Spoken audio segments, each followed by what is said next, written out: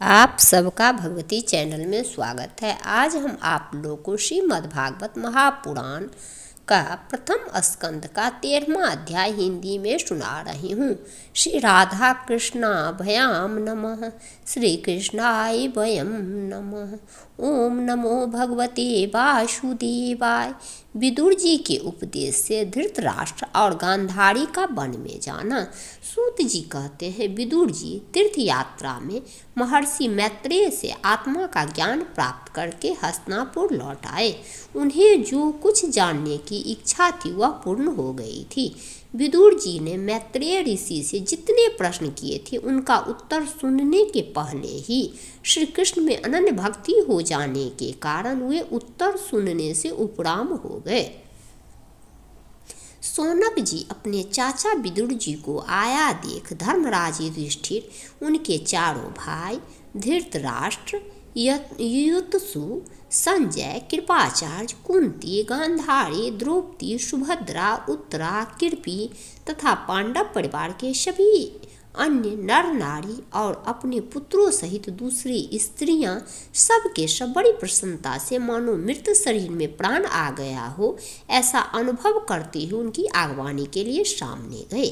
यथा योग्य आलिंगन और प्रणाम आदि के द्वारा सब उनसे मिले और विरह जनित उत्कंठा से कातर होकर सबने प्रेम के आंसू बहाए। युधिष्ठिर ने आसन पर बैठाकर उनका यथोचित सत्कार किया। जब वे भोजन एवं विश्राम करके सुखपूर्वक आसन पर बैठे थे तब युधिष्ठिर ने विनय से झुककर सबके सामने ही उनसे कहा। युधिष्ठिर ने कहा, चाचा जी, जैसे पक्षी अपने अंडों को पंखों की छाया के नीचे रखकर उन्हें सेते और बढ़ाते हैं, वैसे ही आपने अत्यंत वात्सल्य से अपने कर कमलों की छत्र छाया में हम लोग को पाला पोषा है। बार बार आपने हमें और हमारी माता को विषदान और लाक्षागृह के दाह आदि विपत्तियों से बचाया है। क्या आप कभी हम लोगों की भी याद करते रहे हैं? आपने पृथ्वी पर विचरण करते समय किस वृत्ति से जीवन निर्वाह किया? आपने पृथ्वी तल पर किन किन तीर्थों और मुख्य क्षेत्रों का सेवन किया? प्रभु, आप जैसे भगवान के प्यारे भक्त स्वयं ही तीर्थ स्वरूप होते हैं। आप लोग अपने हृदय में विराजमान भगवान के द्वारा तीर्थों को भी महातीर्थ बनाते हुए विचरण करते हैं। चाचा जी, आप तीर्थ यात्रा करते हुए द्वारका भी अवश्य गए होंगे। वहाँ हमारे सुहृद एवं भाई बंधु यादव लोग, जिनके एकमात्र आराध्य देव श्री कृष्ण हैं, अपनी नगरी में सुख से तो है ना? आपने यदि जाकर देखा नहीं होगा तो सुना तो अवश्य ही होगा। युधिष्ठिर के इस प्रकार पूछने पर विदुर जी ने तीर्थों और यदुवंशियों के संबंध में जो कुछ देखा, सुना और अनुभव किया था सब कर्म से बतला दिया। केवल यदुवंश के विनाश की बात नहीं कही। करुण हृदय विदुर जी पांडवों को दुखी नहीं देख सकते थे, इसलिए उन्होंने यह अप्रिय एवं असहाय घटना पांडवों को नहीं सुनाई, क्योंकि वह तो स्वयं ही प्रकट होने वाली थी। पांडव विदुर जी का देवता के समान सेवा सत्कार करते थे। वे कुछ दिनों तक अपने बड़े भाई धृतराष्ट्र की कल्याण कामना से सब लोगों को प्रसन्न करते हुए सुखपूर्वक हस्तिनापुर में ही रहे। विदुर जी तो साक्षात धर्मराज थे। मांडव्य ऋषि के शाप से वे 100 वर्ष के लिए शूद्र बन गए थे। इतने दिनों तक यमराज के पद पर अर्यमा थे और वही पापियों को उचित दंड देते थे। राज्य प्राप्त हो जाने पर अपने लोकपालों सरीखे भाइयों के साथ राजा युधिष्ठिर वंशधर परीक्षित को देखकर अपनी अतुल संपत्ति से आनंदित रहने लगे। इस प्रकार पांडव गृहस्थ के काम धंधों में रम गए और उन्हीं के पीछे एक प्रकार से यह बात भूल गए कि अनजान में ही हमारा जीवन मृत्यु की ओर जा रहा है। अब देखते देखते उनके सामने वह समय आ पहुंचा जिसे कोई टाल नहीं सकता। परंतु विदुर जी ने काल की गति जानकर अपने बड़े भाई धृतराष्ट्र से कहा, महाराज देखिए, अब बड़ा भयंकर समय आ गया है, झटपट यहाँ से निकल चलिए। हम सब लोगों के सिर पर वह सर्वसमर्थ काल मंडराने लगा है, जिसके टालने का कोई भी उपाय नहीं है। काल के वशीभूत होकर जीवन का अपनी प्रियतम प्राणों से भी बात में वियोग हो जाता है, फिर धन जन आदि दूसरी वस्तुओं की तो बात ही क्या है। आपके चाचा, ताऊ, भाई, सगे संबंधी और पुत्र सभी मारे गए। आपकी उम्र भी ढल चुकी, शरीर बुढ़ापे का शिकार हो गया। आप पराये घर में पड़े हुए हैं। ओह, इस प्राणी को जीवित रहने की कितनी प्रबल इच्छा होती है। इसी के कारण तो आप भीम का दिया हुआ टुकड़ा खाकर कुत्ते का सा जीवन बिता रहे हैं, जिनको आपने आग में जलाने की चेष्टा की, विष देकर मार डालना चाहा। भरी सभा में जिनकी विवाहिता पत्नी को अपमानित किया, जिनकी भूमि और धन छीन लिए, उन्हीं के अन्न से पले हुए प्राणों को रखने में क्या गौरव है। आपके अज्ञान की हद हो गई कि अब भी आप जीना चाहते हैं, परंतु आपके चाहने से क्या होगा। पुराने वस्त्र की तरह बुढ़ापे से गला हुआ आपका शरीर आपके न चाहने पर भी छीन हुआ जा रहा है। अब इस शरीर से आपका कोई स्वार्थ सधने वाला नहीं है। इसमें फंसिए मत, इसकी ममता का बंधन काट डालिए। जो संसार के संबंधियों से अलग रहकर उनके अनजान में अपने शरीर का त्याग करता है, वही धीर कहा गया है। चाहे अपनी समझ से हो या दूसरे के समझाने से, जो इस संसार को दुख रूप समझकर इससे विरक्त हो जाता है और अपने अंतःकरण को वश में करके हृदय में भगवान को धारण कर संन्यास के लिए घर से निकल पड़ता है, वही उत्तम मनुष्य है। इसके आगे जो समय आने वाला है वह प्रायः मनुष्यों के गुणों को घटाने वाला होगा।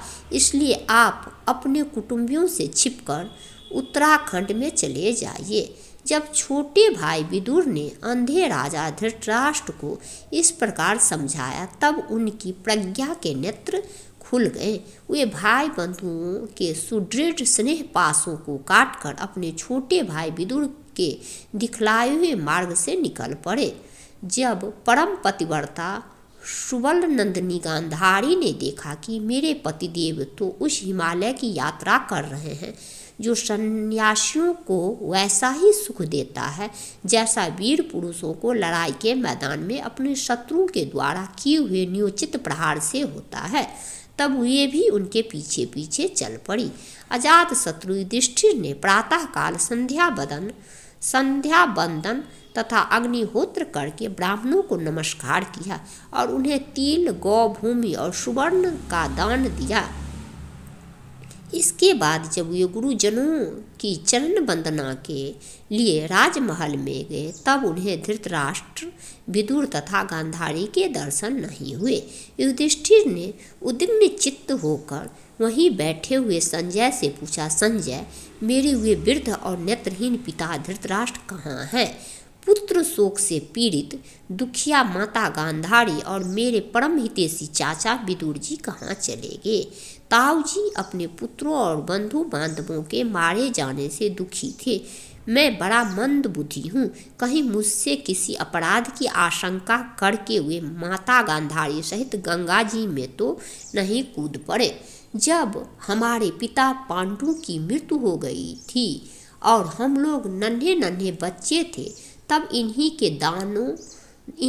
दोनों चाचाओं ने बड़े बड़े दुखों से हमें बचाया था।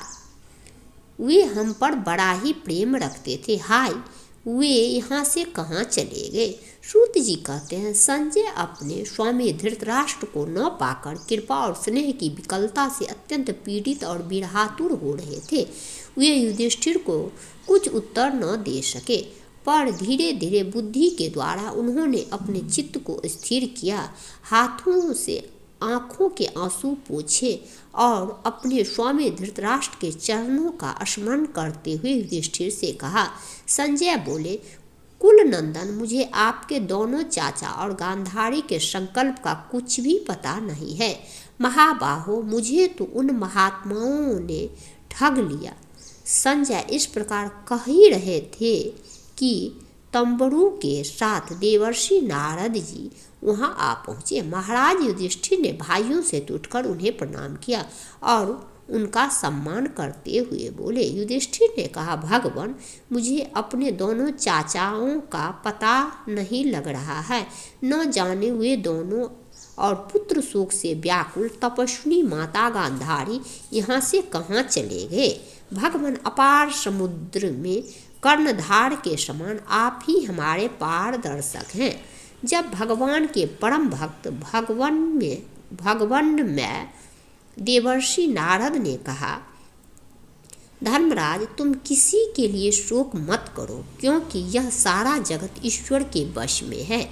सारे लोक और लोकपाल विवश होकर ईश्वर की ही आज्ञा का पालन कर रहे हैं। वही एक प्राणी को दूसरे से मिलाता है और वही उन्हें अलग करता है।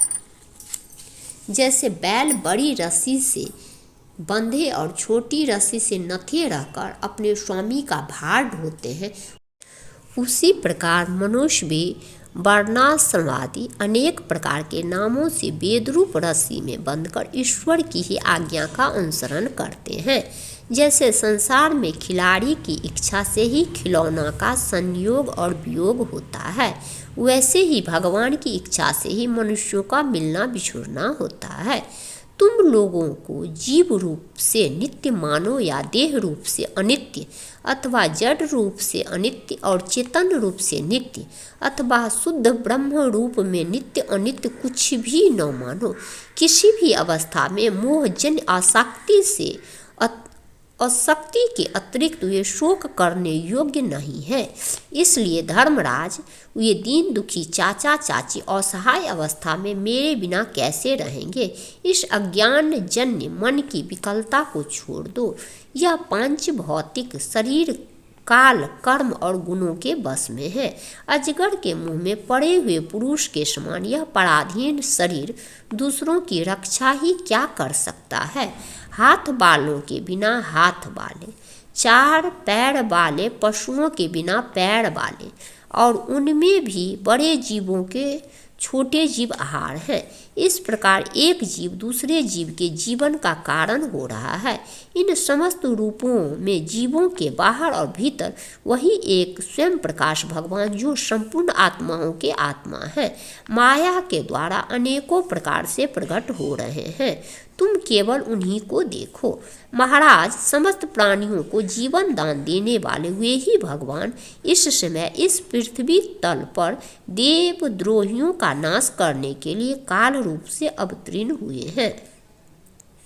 अब वे देवताओं का कार्य पूरा कर चुके हैं, थोड़ा सा काम और शेष है, उसी के लिए वे रुके हुए हैं। जब तक वे प्रभु यहाँ हैं तब तक तुम लोग भी उनकी प्रतीक्षा करते रहो। धर्मराज, हिमालय के दक्षिण भाग में जहाँ सप्त ऋषियों की प्रसन्नता के लिए गंगा जी ने अलग अलग 7 धाराओं के रूप में अपने को 7 भागों में विभक्त कर दिया है, जिसे सप्त स्त्रोत कहते हैं, वही ऋषियों के आश्रम पर धृतराष्ट्र अपनी पत्नी गांधारी और विदुर के साथ गए हैं। वहाँ वे त्रिकाल स्नान और विधि पूर्वक अग्निहोत्र करते हैं। अब उनके चित्त में किसी प्रकार की कामना नहीं है, वे केवल जल पीकर शांत चित्त से निवास करते हैं। आसन जीत कर प्राणों को वश में करके उन्होंने अपनी 6 इंद्रियों को विषयों से लौटा लिया है। भगवान की धारणा से उनके तमोगुण, रजोगुण और सत्वगुण के मल नष्ट हो चुके हैं। उन्होंने अहंकार को बुद्धि के साथ जोड़कर और उसे क्षत्रज्ञ आत्मा में लीन करके उसे ही महाकाश में घटाकाश के समान सर्वाधिष्ठान ब्रह्म में एक कर दिया है। उन्होंने अपने समस्त इंद्रियों और मन को रोककर समस्त विषयों को बाहर से ही लौटा दिया है और माया के गुणों से होने वाले परिणामों को सर्वथा मिटा दिया है। समस्त कर्मों का संन्यास करके वे इस समय ठूठ की तरह स्थिर होकर बैठे हुए हैं, अतः तुम उनके मार्ग में विघ्न रूप मत बनना। धर्मराज, आज से 5वें दिन वे अपने शरीर का परित्याग कर देंगे और वह जलकर भस्म हो जाएगा। ग्राहपत्यादि अग्नियों के द्वारा पर्णकुटी के साथ अपने पति के मृतदेह को जलते देखकर बाहर खड़ी हुई साध्वी गांधारी भी पति का अनुगमन करती हुई उसी आग में प्रवेश कर जाएगी। धर्मराज, विदुर जी अपने भाई का आश्चर्यमय मोक्ष देखकर हर्षित और वियोग देखकर दुखित होते हुए वहां से तीर्थ सेवन के लिए चले जाएंगे। देवर्षि नारद यूं कहकर तंबरू के साथ स्वर्ग को चले गए। धर्मराज युधिष्ठिर ने उनके उपदेशों को हृदय में धारण करके शोक को त्याग दिया। श्री कृष्णाय वयम्।